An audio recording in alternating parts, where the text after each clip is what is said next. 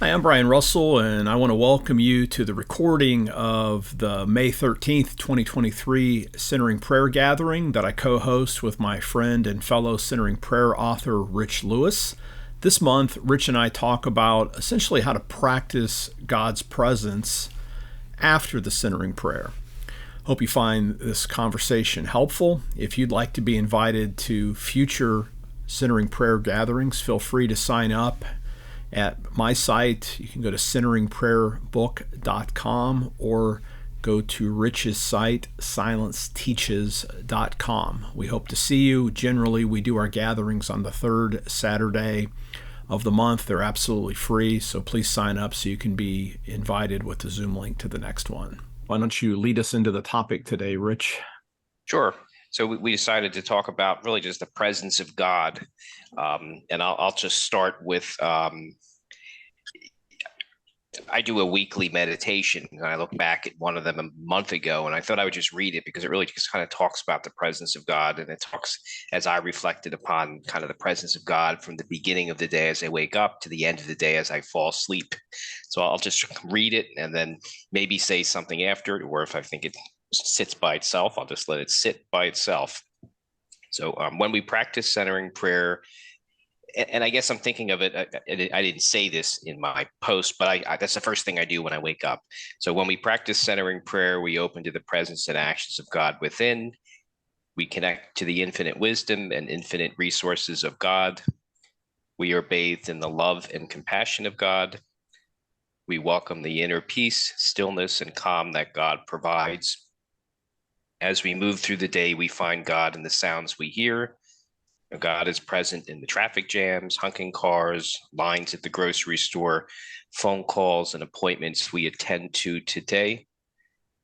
God blesses us with the warmth of the sun rays, raindrops that hit the tops of our heads, and the gentle breeze we feel on the back of our necks. God is in the emails and mundane tasks of our day. God is in the pots and pans, our cooking, dishwashing, and sweeping. When we walk at night, and I like to take a walk at night, so maybe not everybody does, but when we walk at night, the soil beneath our feet, the bright stars, the dark blue sky, and sounds of the night come alive and reveal the glory of God's beautiful creation. As we fall asleep, we rest in the arms of God before we prepare for another day. So I was just kind of reflecting on my day and remembering that, the presence of God is always with me, and it's me who forgets this. And these are just a sampling. I mean, God is present everywhere, and when we take the time to notice it, and I think obviously a practice such as centering prayer or any contemplative practice opens us up to see God around us in our daily lives, in people and events, in trees, the nature, animals, etc. So that was just kind of a brief reflection I did on my post, kind of reminding myself at least of the presence of God. So I'll turn it over to you, Brian. Yeah, and I was thinking about the topic, and I'm going to come with a couple metaphors at the end, but scripture came to mind, and just to kind of remind us, I'll do a couple passages, and I'll let Rich share again. Then I want to come back to a couple other passages, but Psalm 139 is really interesting when we think about God's presence, and probably familiar to many folks. It's got famous passages like "I'm fearfully and wonderfully made" that a lot of folks like, or "Search me and know me." But at its core, Psalm 139 is about God's presence, and so let's just hear a bit of this. "O Lord, you have searched me and known me. You know when I sit down and when I rise up. You discern my thoughts from far away. You search out my path and my lying down, and are acquainted with all my ways. Even before a word is on my tongue, O Lord, you know it completely. You hem me in behind and before, and lay your hand upon me. Such knowledge is too wonderful for me. It is so high that I cannot attain it. Where can I go from your spirit, or where can I flee from your presence? If I ascend to heaven, you're there. If I make my bed in Sheol, you are there. If I take the wings of the morning and settle at the farthest limits of the sea, even there your hand shall lead me, and your right hand shall hold me fast. If I say, surely the darkness shall cover me and the light around me become night, even the darkness is not dark to you. The night is as bright as day, for darkness is as light to you. For it was you who formed my inward parts. You knit me together in my mother's womb. I praise you, for I'm fearfully and wonderfully made. Wonderful are your works that I know very well. My frame was not hidden from you when I was being made in secret, intricately woven in the depths of the earth. And I can go on with that, but that's most of the psalm. And just notice, I mean, this, if you've been around the church or even around the scripture, this is one of the more popular psalms that exists.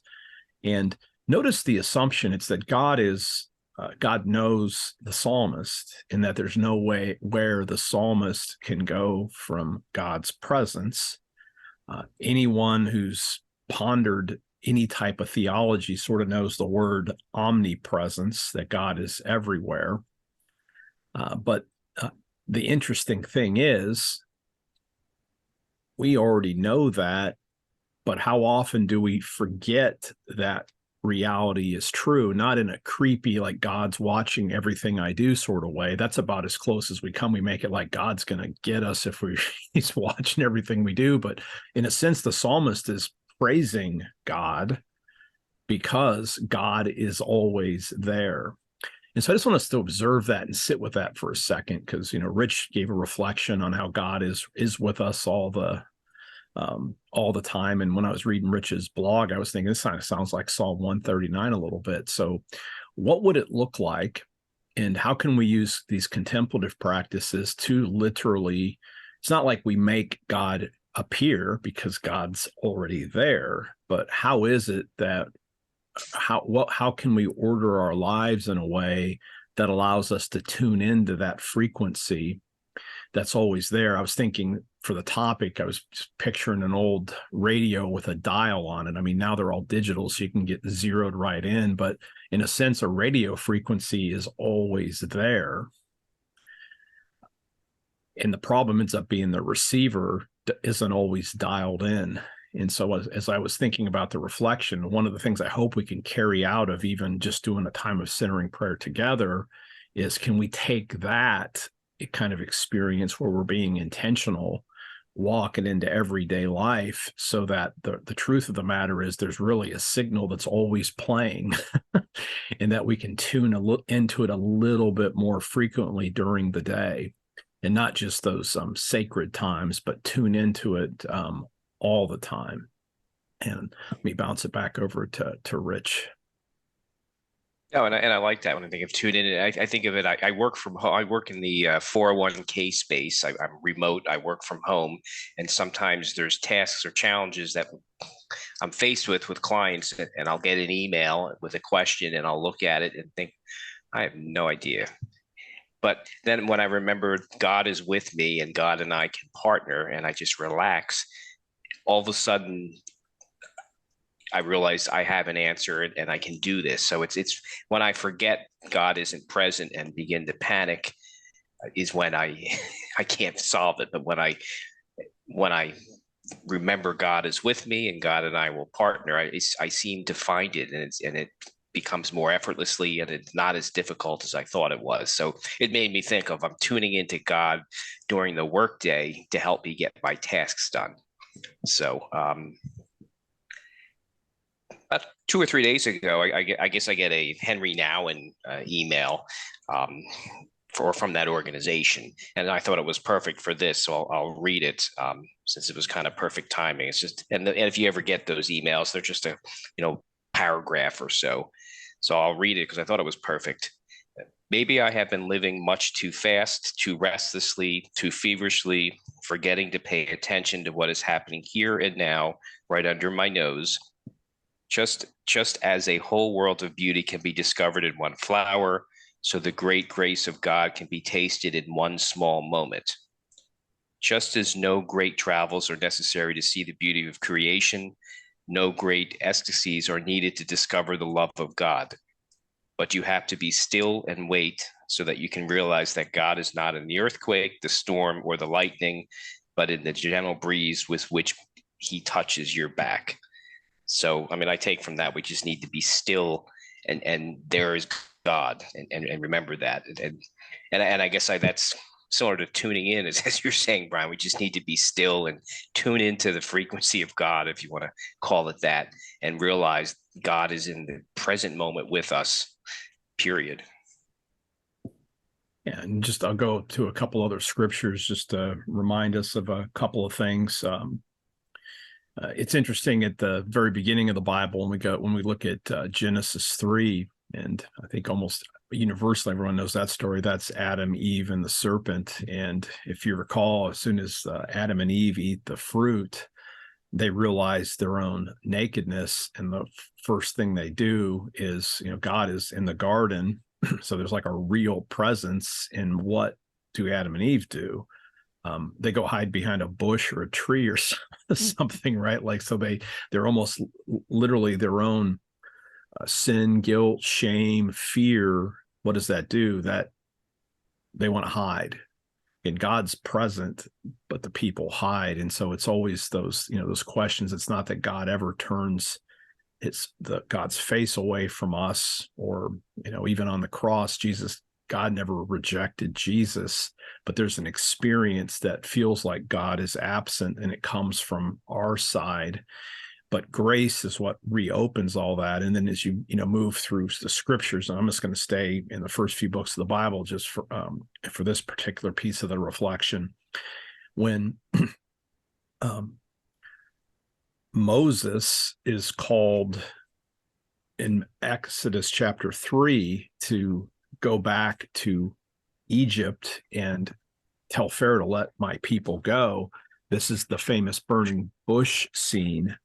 It's always interesting, because God says, go back to Egypt. And the first thing that Moses says, he starts making objections to why he can't actually do that.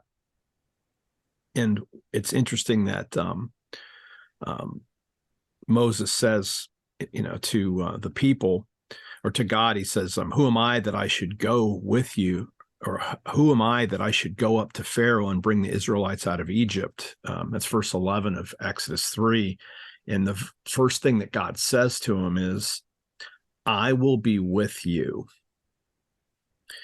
And this shall be the sign for that it is that I who sent you, when you've brought the people out of Egypt, you shall worship God on this mountain. So it's interesting that it's never about Moses anyway. It's about who's with him. And so God just says, I'm going to be with you. And skip ahead a few books to Joshua. Exactly the same thing happens to Joshua when he takes over from Moses's leadership. God, at the very beginning of the book of Joshua, the first couple of verses, God engages Joshua, and same thing. He sends Joshua on the mission. And so one of the interesting things is that those very moments where we think it's all about us, like Moses is thinking, I got to go talk to the most powerful figure in the world. I'm going to go tell the Pharaoh what to do. Who am I? It's not about who you are, it's who's with you. Joshua is going to lead the people into the promised land. And the very first promise that God gives Joshua sounds a lot like what he said to Moses. This is verse 5 of Joshua chapter 1. No one shall be able to stand against you all the days of your life. As I was with Moses, so I will be with you.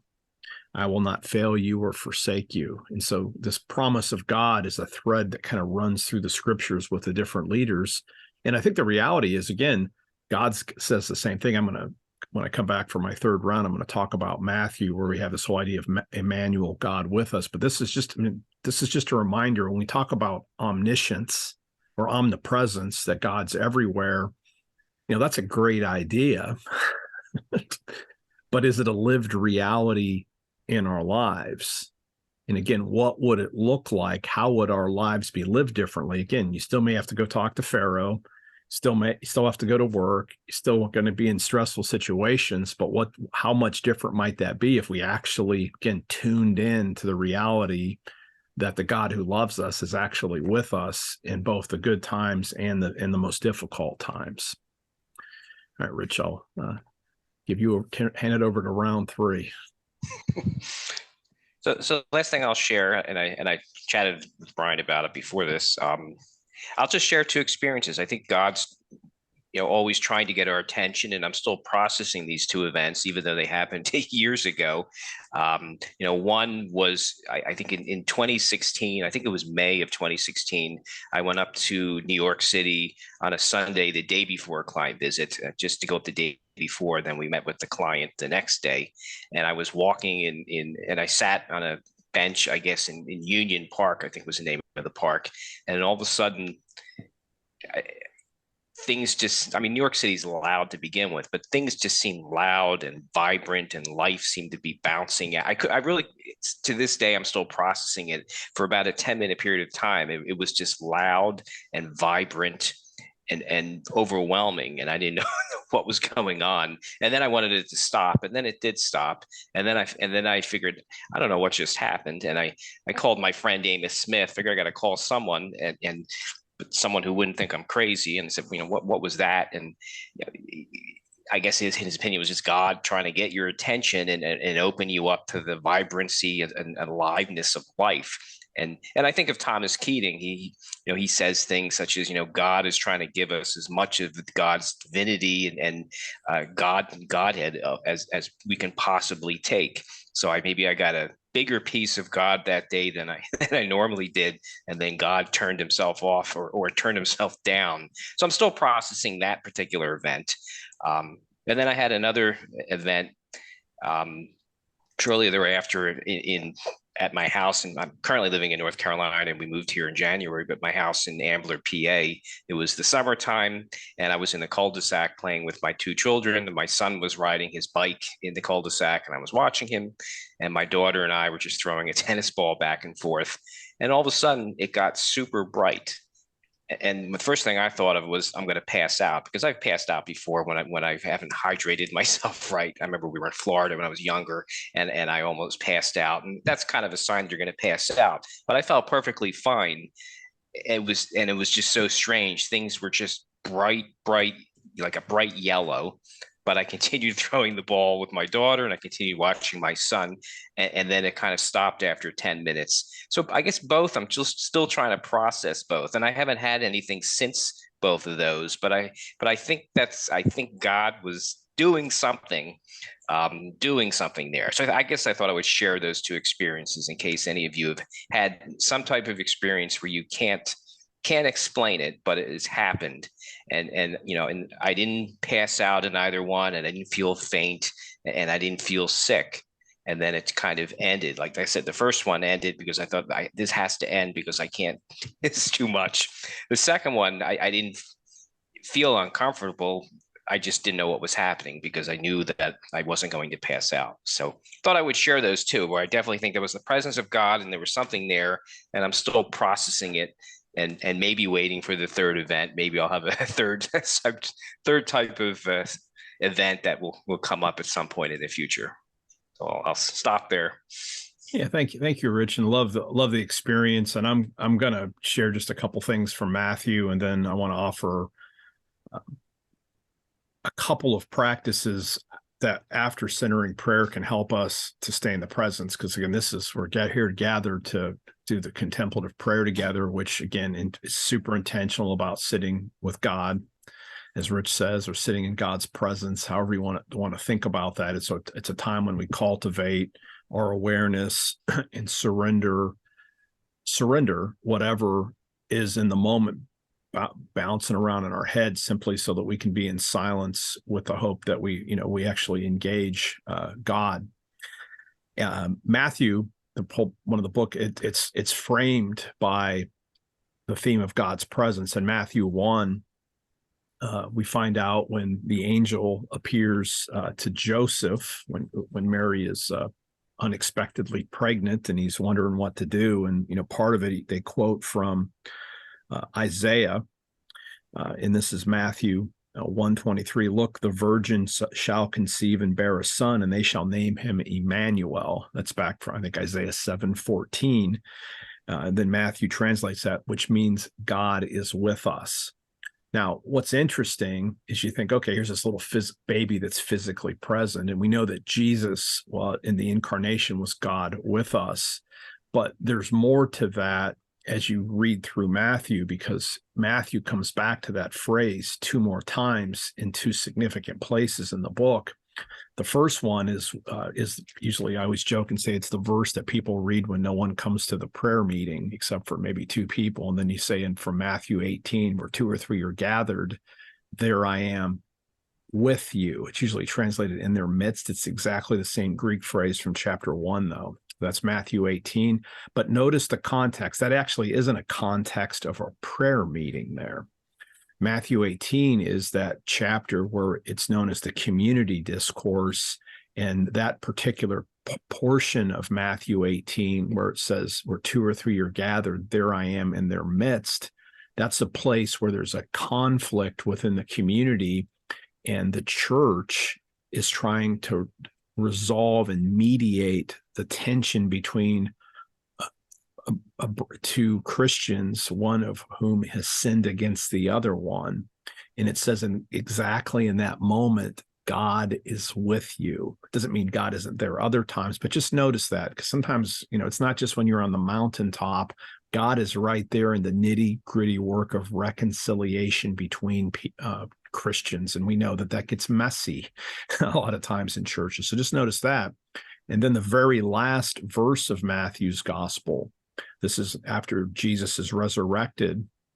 The gospel ends with, lo, I am with you always until the end, until the age to come, right? And we've all heard that a million times, but just ponder that. That's in the context of the Great Commission, when Jesus sends out the disciples to make disciples.